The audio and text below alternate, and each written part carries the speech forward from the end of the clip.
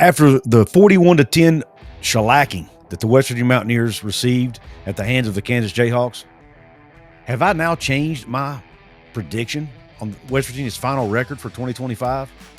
I have. What is that new prediction? Well, I'll tell you if you stick around, and we'll talk about it. What is up, and welcome into this episode of Couz's Corner, your home for top shelf college sports news and analysis surrounding the West Virginia Mountaineers and the Big 12. In this episode, I'm giving you my brand new season win total for the West Virginia Mountaineers in 2025. For those of you who watched Jonathan and I's preseason prediction show, I predicted a 6-6 West Virginia football team for 2025. However, after losing to both Ohio and Kansas, only one of which I predicted, and seeing this team perform, seeing where the weaknesses are, and seeing how far they need to go to improve those weaknesses, I'm changing my opinion. So let's go ahead and go through the schedule game by game, and I'll give you my thoughts on each one. The next game on the schedule is Utah. Utah sits at 3-1 on the season.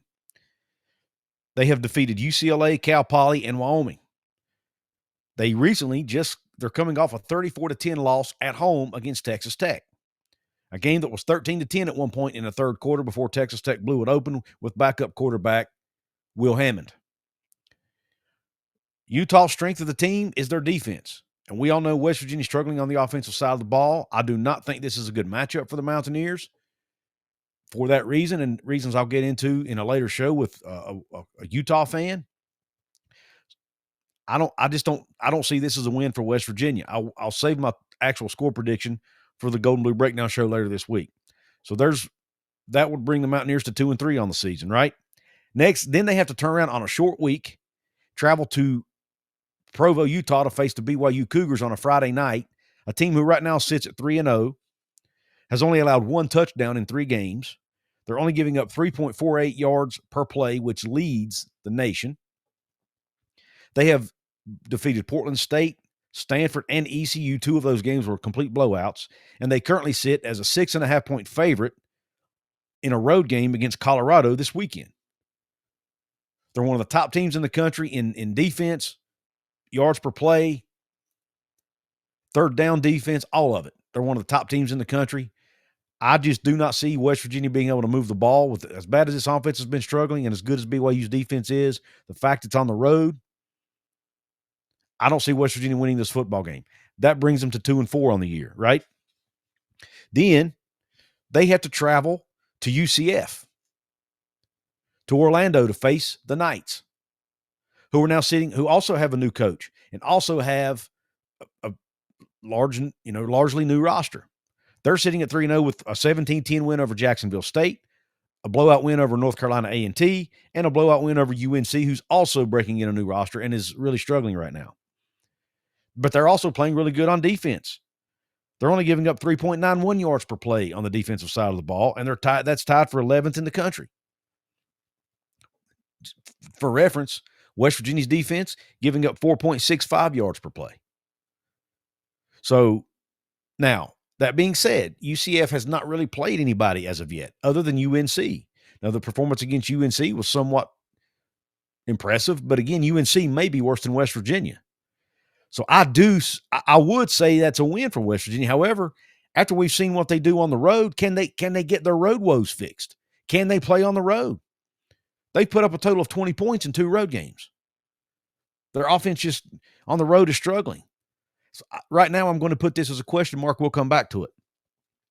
Then they have TCU in Morgantown, who's 3-0 with blowout wins over UNC, closer than it should have been win over Abilene Christian, and a 35-24 win over their Dallas-Fort Worth area rival SMU. TCU's defense has not really been super impressive. However, they have arguably one of the best quarterbacks in the college football and in the Big 12 in Josh Hoover. They have a lot of returning players from last year's team, a lot of experience. They just beat a pretty good SMU team. Even though it's a home game, I don't see West Virginia winning that one either. So there's 2-5. Again, I'm coming back to the UCF game. Then they have to travel on the road to face the Houston Cougars, who, oh, by the way, right now have a top 11 scoring defense in the country. They're number 13 in the country in third down defense. They're 3-0 with a 36-20 win over Colorado, among a couple other wins. This Willie Fritz defense is going to play lights out. It's on the road. Again, road struggles combined with a bad offense against a good defense does not bode well for the Mountaineers. So, therefore, I'm not putting that as a win either. So, that puts them at 2-6 on the year. Both the NFL and college football seasons are in full swing, and every touchdown brings you closer to a payout with DraftKings Sportsbook, an official sports betting partner of the NFL. Whether you want to bet on NFL games, whether you want to bet on the upcoming West Virginia game, or any other sporting event you want to bet on, you can do it right now at DraftKings Sportsbook. And for new customers, this one's for you. Bet just $5 and get $300 in bonus bets instantly. Plus, grab over $200 off NFL Sunday Ticket from YouTube and YouTube TV. Your season starts now. Download the DraftKings Sportsbook app and use code Couz, that's code COUZ, to get $300 in bonus bets instantly when you place your first bet of $5 or more. Plus, over $200 off NFL Sunday Ticket from YouTube and YouTube TV. In partnership with DraftKings, the crown is yours. Do you have a gambling problem? Call 1-800-GAMBLER. In New York, call 877-HOPE-NY or text HOPE-NY, 467-369. In Connecticut, help is available for problem gambling. Call 888-789-7777 or visit ccpg.org. Please play responsibly. On behalf of Boot Hill Casino and Resort in Kansas, fees may apply in Illinois. 21 plus age and eligibility varies by jurisdiction. Void in Ontario. Bonus bets expire 7 days after issuance. See sportsbook.draftkings.com/promos. NFL Sunday Ticket offer for new subscribers only and auto renews until canceled. Digital games and commercial use excluded. Restrictions apply. Additional NFL Sunday Ticket terms at youtube.com/go/NFL Sunday Ticket/terms. Limited time offer. Then they have to come back to Morgantown to face the Colorado Buffaloes, who now sit at 2-2. They've beaten Wyoming 37-20, a blowout win over Delaware, and they have losses to an 18th ranked Georgia Tech team and Houston. Now, the Georgia Tech game was pretty close, but I do think since this game's in Morgantown, and I'm not, Colorado has had trouble finding a quarterback. It seems like they may have found one now, but I'm not super confident in this Colorado team either. I do think West Virginia can pull off a win in this one with Dion and company. So I'm giving the Mountaineers a win here. I think they pull this one out. That puts them at 3-6. Then they still have to go on the road to Arizona State and to Texas Tech. Arizona State's 3-1, wins over Northern Arizona, Texas State, and a 27-24 win over Baylor. The only loss coming to Mississippi State, who right now is 4-0. Now, they haven't really played anybody other than Arizona State, but they are sitting at 4-0, and they're an SEC football team, so they have some SEC talent. You got Sam Levitt. You've got Tyson. You've got a lot of experience coming back on a team who made the playoffs last year. Yes, I know Cam Scatterboo's gone, but they have a lot of other pieces back. More continuity on the staff, more continuity on the roster. It's on the road out west in Arizona. Does not bode well for the Mountaineers. I've got them losing that one. That puts them at 3-7 on the season. We all saw what Texas Tech just did to Utah. Trounced them in their own house in the fourth quarter. They have an elite. They have talent across the board, NFL talent across the board at multiple positions, especially in the trenches on the defensive side of the ball. You think the West Virginia offensive line is good? Kyle Whittingham said this might be the best O-line he's ever had at Utah. At least 2 NFL players on that offensive line, and they got beat by that Texas Tech defensive line. How do you think West Virginia's O-line is going to hold up against it? I'll give you a hint. It won't be pretty.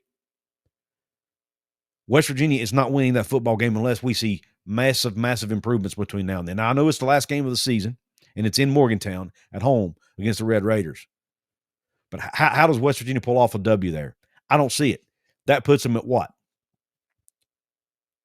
3-7? 3-8? Puts them at 3-8 on the year in 11 games. Now back to the UCF game. That's a winnable game, and I'm going to give the Mountaineers a win there. I think they go to UCF and pull off the victory. This West Virginia team is going to get better as the year goes on, but the problem is their schedule is getting harder as well as the year goes on. So that's going to make it tougher to pull off some of these wins. And I do think they can go to UCF and get a win because I'm not sure UCF's going to be that good either. And I trust Rich Rod more than I do Scott Frost. So my new record prediction for West Virginia is 4-8. I think this is a 4-8 football team. And I'm not saying that to be insulting. Rich Rod was, I think, 3-8 his first year at the helm of West Virginia, maybe 3-9, whatever it was back then. It took him a year to get his guys in there and run the system and get them to learn the system he wanted them to play. I think, yes, I know the transfer portal exists now, and it didn't then, but it is unrealistic to expect this team to be good with 80 new players, in my opinion. I know a lot of people disagree with that, but I just think 4-8 is with what we've seen on the field, the schedule that's in front of them, the defenses they're going to be playing, like Houston, BYU, Texas Tech, Utah, who all, by the way, are better defensive teams than Kansas, at least right now. And you see what Kansas did. Yes, West Virginia will get better, but so will the teams they're playing. So unless this offense finds some magic, unless maybe they try a different quarterback and they're able to find some offensive weapons outside of what they have now, maybe Ty Edwards comes back and is able to play the rest of the season. If all of that works out, maybe they get a bowl game, maybe. But, man, it's going to be a tough ask for this team to go out and find 4 more wins on this schedule with the teams I just laid out to you. Who most right now are undefeated this season so far. You know, BYU's 3-0, Utah's 3-1, UCF 3-0, TCU 3-0, Houston 3-0, Colorado 2-2, Arizona State 3-1, Texas Tech 3-0 or 4-0, whatever they are. They're undefeated. I just don't see I don't see 4 wins on this schedule, guys, and I'm sorry. I hate to be negative, glass half empty, whatever you want to call it, gloom and doom, some of you call it. I just think it's realistic. This is the injuries are piling up now. I mentioned the 80 new players. I mentioned the new staff. You know, Coach Rod wasn't able to hit the portal till late in the process because he didn't get hired until late in the process. A lot of the good players had already left the portal. He will have a full offseason now to he and his staff to recruit the portal, so maybe that helps.